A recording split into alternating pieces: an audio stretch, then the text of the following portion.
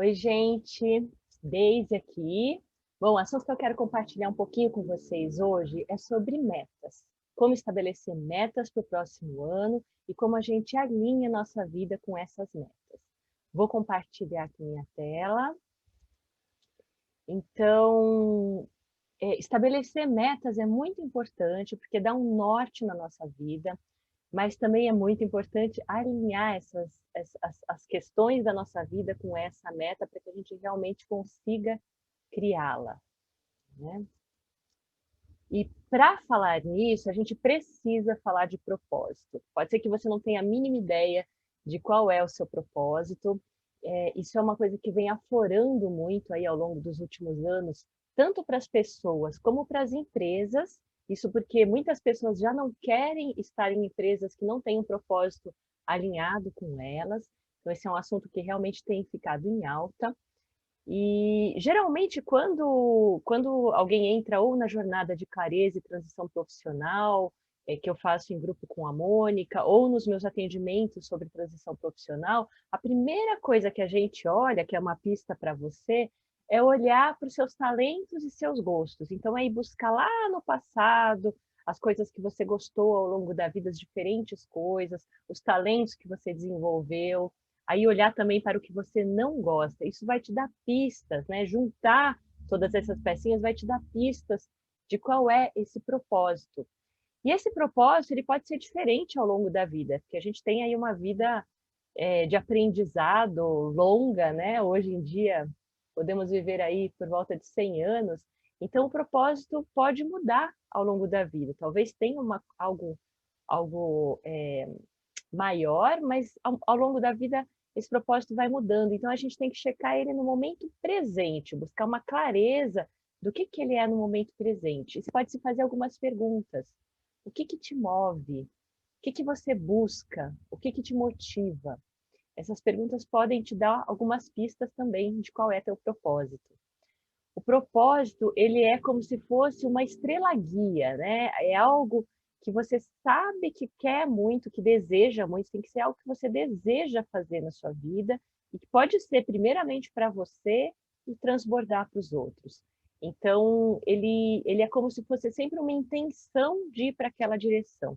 E é muito importante a gente ter direção, porque se a gente não tiver direção, a gente pode ir para qualquer lugar, né? E não para um lugar que a gente deseje. E uma coisa que eu gosto muito de trabalhar, tanto na jornada como nos atendimentos, é trabalhar com o Ikigai. O Ikigai é a razão de viver, ou propósito em japonês, e é um método onde você examina o que você ama fazer, no que você é bom, o que o mundo precisa e no que você é bem pago para fazer. Então, você procura combinar esses 4 elementos para encontrar qual é o teu propósito. Aqui tem uma frase bacana sobre o propósito. É preciso coragem para responder a esta pergunta: qual é minha verdadeira missão aqui? Somos quase condicionados, desde crianças, a preencher as expectativas dos outros.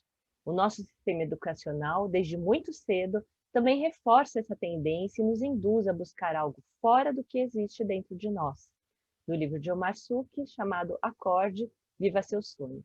Então, essa questão que acontece muitas vezes aí quando a gente é adolescente, né? A gente tem lá os pais, o sistema educacional, os professores falando, e todas essas falas de fora não deixam que a gente ouça o que está dentro e muitas vezes fazem a gente tomar um caminho que não é o caminho do nosso propósito. E aí, às vezes, a gente tem que dar várias voltas na vida para chegar ao nosso propósito. Foi o que aconteceu comigo. Bom, então, o que a pessoa que você quer ser gostaria de criar? Dentro de todos esses potenciais do que você tem e do que você deseja ser, o que você gostaria de criar? Sonhar alto, né? Ter o propósito como uma estrela guia para estabelecer metas realmente desafiadoras, porém atingíveis. É disso que a gente vai falar. Então, muito importante falar que as metas têm que ser metas que te motivem. Então, aqui a gente tem algumas perguntas de inspiração. Quais são os seus 3 maiores talentos? O que você acha que pode fazer com seus 3 maiores talentos, ou seus maiores talentos? O que fazer nos próximos 365 dias para ser mais feliz? O que deseja mudar em você? O que deseja melhorar em você? Bacana você pegar essas perguntas e realmente responder, né, um texto, escrever, porque vai te dar mais clareza, vai te trazer clareza, tá? Para você fazer as suas metas. Mais algumas perguntinhas aqui. A vida que você tem é a que você deseja? O que faria para transformá-la agora? Que problema ou questão atual você gostaria de resolver? Quais experiências você quer ter? O que você gostaria de aprender? Como quer contribuir com sua comunidade ou seu entorno? Então, convido vocês a pegarem um caderno e responderem essas perguntas. Muito bem, respondidas as perguntas, a gente vai criar nossas metas pessoais. Então, esse aqui vem do coaching, tá? Que é uma técnica americana, é o SMART. Então, de que as metas devem ser SMART, traduzindo para português, elas devem ser específicas, mensuráveis, alcançáveis, relevantes e temporais. Vou explicar um pouquinho melhor. Meta específica, o que que é? Eu quero ter estabilidade, ter uma estabilidade financeira daqui a 3 meses. O que que é estabilidade financeira para mim? Eu quero estar ganhando X e guardando uma sobra de Y todos os meses. Isso é ser específico. Esse X e esse Y tem que ser números. Mensurável. O que são metas mensuráveis? Daqui a 3 meses eu vou conseguir medir o quanto eu consegui ou não atingir a minha meta. Alcançáveis. Não adianta a gente falar assim, eu quero ficar uma meta assim muito estratosférica e difícil de atingir, né? Porque isso pode te desmotivar. Então tem que ser metas atingíveis. Se você colocar metas aí de curto prazo, de médio prazo, ou mesmo uma meta para um ano inteiro, mas tem que ser algo que realmente você sinta internamente que você pode atingir. Senão, se você não acreditar na meta, que você pode criá-la, dificilmente você vai criá-la. Relevante. Metas relevantes, a gente vai fazer algumas perguntas mais para frente para ajudar você a ver o quanto elas são relevantes, mas uma meta relevante é uma meta que ajuda você a crescer e tem algum transbordo para o próximo também, para o seu entorno, para as pessoas que estão ao seu redor. Então, é uma coisa que a gente vai examinar um pouquinho depois. E temporal, né? No inglês, na verdade, estava time-based.